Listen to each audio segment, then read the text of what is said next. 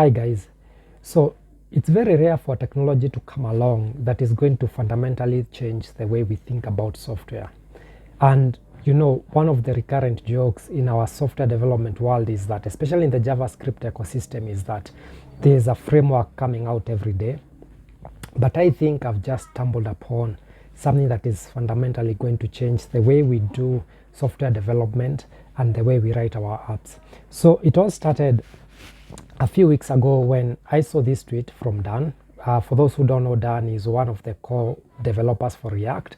And he was talking about this technology. And if you go and read the comments, he was actually trying to compare how we need to think about new ways. React has introduced React server components. But are there any other ways that we can combine traditional technologies we have like Django or PHP to sort of interface directly with the front end? So I'm going to talk about Reactivated, what it is, what it does very well, and what it also doesn't do very well. It's a very relatively new package, and how you can get up and started. Then after this video, I'm going to make a detailed video, a full tutorial on the same. So we all love Django. I'm a Django developer. And for those who understand Django, you know it's a model view template model where you declare your models, and that is how the web app is going to interface with the database.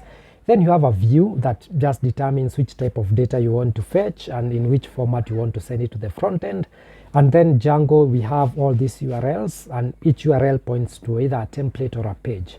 So Django is pretty much built as a multi-page application, similar to what Next.js is doing. And Django is fantastic. But for those who've used Django, the only reason that we end up using a front-end framework, it's because of the templating system in Django. Even though it's good and it has a lot of things going for it, there's still a lot of reactivity that is now needed in modern applications to make the website much more usable and have great UIs. And so it's arguable that the biggest disadvantage Django has against any other framework is the templating system. But how can we use something like React or Vue or Solid in Django? And this is where Reactivated comes to place, where we are combining Django and combining React to form one web application. And I know what you are thinking. I mean, don't we already have this? I've already made in my channel, and I'm going to link them up here. I've already made 2 videos on how we can combine Django and how we can combine React so that Django is talking to React and vice versa. And the answer is kinda. Right now, majority of the solutions we have are monkey patches, where the first option is where we have a single page application. We have completely Django in one system, and we expose an API through django-rest-framework or whatever you are using. And then we have the front end, which is React, that just gets fed by this API. It can be through GraphQL or it can be through REST endpoints. But I want to link you to a video down by a guy called Theo. If you're not following Theo, please do, where he talks about how over time, backend and front end were very separated, and more we are trying to merge them together. And he goes ahead and says how things like React server components or Next.js are trying to bridge that gap, and then we have an overlap between front end and back end. So the option number 2 has always been a hybrid, which is what I've been using in almost 100% of all my projects, where we have Django.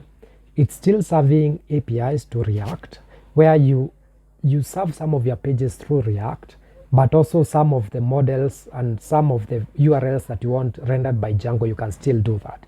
So for example, I can have my logging and sign up pages served up by Django, the traditional way, but then I can have some of my routes being fed to React. Now, the disadvantage of this is you still have to use React router.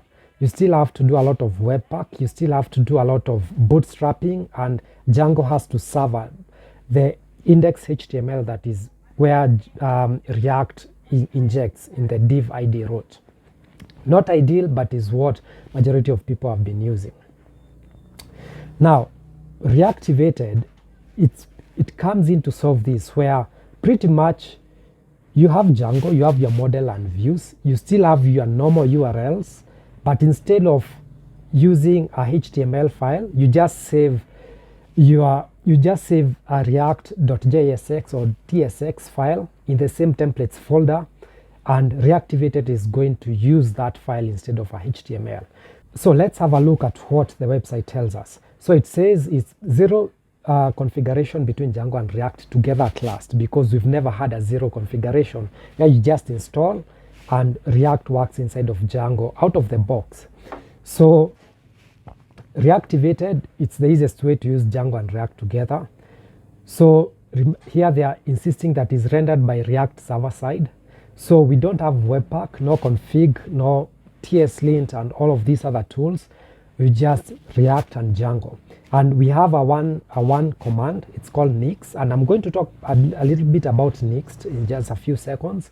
And you run that shell and you have your normal Django application up and running. If we look at the example they are giving us here, you'll notice that on the top we have a normal Django view where it takes in requests and returns a response. In this example we have a form, it takes in request.post is the normal Django view, and if the form is valid we save it and we redirect to profile, again still Django. But if not, if you're just getting the URL, we are returning a render request. Again, this is still pretty much the normal way. The only thing that is different is that we have like a higher order function called templates.homepage that is being passed form is equals to form, and this is what traditionally you will pass as context. So the only weird thing or different in this normal Django view is that we are passing this templates.homepage, and we are going to come and look at that. Pretty much we're just telling Django that use this templates.homepage, which we've imported from another file, which is now the React component or the React file that we want to render on this page. So what is the difference between React and HTML components? So if we was to render this in a React component, I mean in a Django component here on the right, we could have just, if we were to save this, we could have just come and said, you know, you have your normal head, body, CSRF token, form as P, then button, you submit, pretty standard stuff. But if you look at the example that we are being given here on the left, for Reactivated, you just import React from React. We are importing a few things from Reactivated. Here we have a layout and a body, still the same. Then we have a H1, which is sign up. On the right we have sign up. We have form method is equals to post. Here on Django we could have had form method is equals to post, again identical. So in Django templates we could have passed in a CSRF token by default, but in this case Reactivated gives us CSRF token out of the box. Again, we're importing it from Reactivated, and this is one of the huge benefits of this, where in terms of authentication I don't have to save cookies, I don't have to use JOT tokens or whichever weird way we were using to authenticate in the front end. You just pass in your CSRF token. Again, it's imported from Reactivated. So in Django we were rendering out form.asp. In this case, again, we have a form component that we are importing from Reactivated, and we say form as is equals to P, again very similar, and then we pass in the props, and the props are also where we could have passed in context, correct. Then we have button and you submit. Again, it's very similar, and some of the functionality that we are having in Django templates is coming right out of the box. So, but this is just the example they've given us. So let me just in 2 minutes walk you through an example that I did to show you the ins and outs and some of the interesting things that I noticed and what you should expect.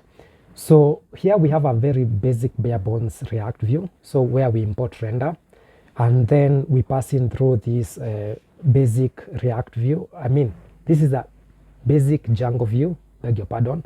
So we have render and it takes in requests, then we have this HTML file, and we have to ensure that that HTML file, it can be literally anything, we make sure that it's inside our templates folder. and then we pass in blank context, and when we run that pointed to the URL, we have hello world, assuming default list you had a hello world. So that's Django, and that's what we are used to. Okay, we can go ahead and maybe decide to pass in some context. We say maybe we want to pass in some data, so that instead of hello world, maybe we read out a list. So we import some models. In this, I've made a model called question. We pass in context here as a dictionary, that, and it takes in a query set, and when we render that out, we have a list of questions. Again, pretty standard Django stuff. Okay, so but how now do we decide to use reactivated, and instead of using this default list HTML, we want to use a TypeScript file or a JSX file, maybe because we want to use some use effects. So how do we do this? Interesting. I've copy pasted the exact same Django view, and this is the reactivated version here. The first difference you are going to notice is that in reactivated, it's important that we do type annotations using MyPy. In this case, request is taking it HTTP request that we are importing from Django HTTP, and we expect it to return a HTTP response. The reason we are doing this is that it reactivated infers the types and the return types and feeds them inside the TypeScript file. If you're using TypeScript in your React, instead of the default list HTML, if you're using a .tsx, it's going to infer the types, so that if you're passing down data, they already have types inferred for you, and it makes working with TypeScript much easier. And I think this is, if not the biggest thing that reactivated does, is one of the biggest thing. So imagine that types pass down from your backend to your front end. So that's the first thing. Again, the context remains the same. The difference now comes here where we have a return. Here we have return render. Here we have return something, then render comes here. So what we are going to do is, because we are not using HTML, we kick this one out. Then this context is what comes here. So we are returning a higher order function. It's not technically, this is Python. So we are turning it templates.react question template. So, and templates, we're importing it from another file. Don't worry about that. I'm going to show you what it is. But then what is this React question template? Where does it come from? Basically, this is the exact name that you're going to give your TypeScript file or your React file. In this case, we have this templates folder. Inside that, I have a file called React question template. And we take that, and this is what we are saying, templates.react question template. So I'm telling Django, I want to use a React template, templates dot, and it's called this, and that file has to be exactly named the way you've named it here. Then inside that, I want to pass in a context, the same way we're passing context here. And the reason we are saying that is that reactivated is going to take the context, do type annotations on it, and pass it down as props into this component, then render the request. So this is very powerful. Remember here, the only difference is that instead of passing the template as default list.html as a string, we're just passing it templates.that. Awesome. So how is template generated? So we have a decorator from reactivated called template, and we have something called pick. Don't worry so much about that. So we decorate a class and we call it React question template. Again, this has to be named exactly, and it has to be named exactly as that. It's passing in a type called name tuple. That is, it means that our output, it will be like a named tuple, and then the type annotation for our context, this is types. So you can think of this as initializing an interface in React. So this, we are just declaring the types. So they are saying our context is going to be pick question. Now pick is a serializer. I wish they could have used the word serializer. Basically what pick is, it's a serializer that is going to serialize the question into JSON. Then that question, when you pass in the context, is going to be serialized, and the types will be inferred from that. So that's what pretty much it means. So that when we pass in our context, React will know the types. In this, it's going to serialize everything and pick all the fields. But if we want to use custom fields, we can just extend this and add the fields we want. In this case, I want ID, name, and answer only to be passed down to props. Yes, and pretty much that's how reactivated works. I've worked with it. So you just declare your model like here, and when you pass this to React, that data you can iterate through mapping function. You can use effect, use state. And I think the advantages of this, and I'm going just to mention 3, then I tell you about the disadvantages, is 1, the advantages is that I'm not running Webpack, I'm not running NPM, I'm not running anything. If I just want to install a package in React, I'm just going to npm install. So whenever I run server, Django manage.py, I mean Python manage.py run server, everything is being handled for me, and I can swap out any existing HTML file with a TSX file. Everything will be passed down as props, and then I can use all the React hooks I want, and I can make it reactive. Second, each of the TSX files gets mapped to a URL. So each URL points to a view, then points to one of the TypeScript files. So there's no bundling that you are doing, there's no optimization, everything is being handled for you. You will never see any of that node packaging or whatever happens. All of that is handled for you. Second, all the good things that we love about Django when you're passing is authenticated. If you are sessions, if you're passing CSRF tokens, if forms, even forms are being serialized all the way and passed down as context or as props to React. So when it even comes to forms, I don't have to use React hook form or other React forms that are not so good. Personally, I don't like them. Everything we do it like we were doing previously before. So in terms of disadvantages, so 1 is what we showed early. We have to use, when you're packaging this and installing, just a second, you have to use Nix. Now, for those who don't know Nix, I don't even know how to explain it. So Nix, it's like, the way I understand it is like Docker. It's like an alternative to Docker, where it installs a complete environment for you. And the reason we need that environment is because all the compiling of React, whenever you are serving, has to have its own environment, and you have to do all of these things. Reactivated has to do all of these things and set up its own environment. Personally, I don't like it. I wish I could have used Docker, although I hate Docker. I really don't like Docker. But the reason I'm saying that is because of deployment. I'm thinking of this when I want to deploy. I don't want to change my entire CI and everything that I have on my server to use Nix, because it seems it's one of the easiest ways. That's one. That means you cannot just pip install. You cannot just pip install Reactivated. You have to set up this environment. So that's one.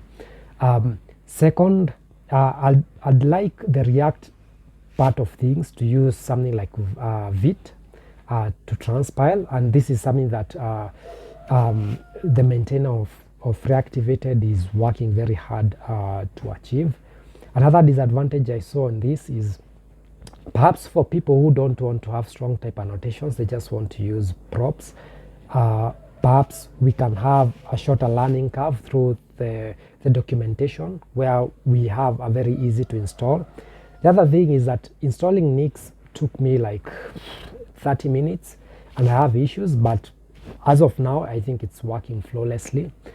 And my suggestion to you guys is that I think we should go and support this project. I think it's awesome.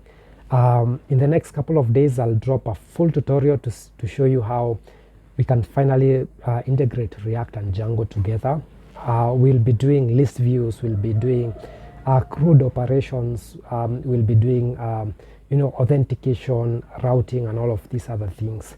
So guys, go ahead and like this project. Give the maintainer a star. Right now we're at 565, and try it out. I'll be dropping a video real soon. Peace.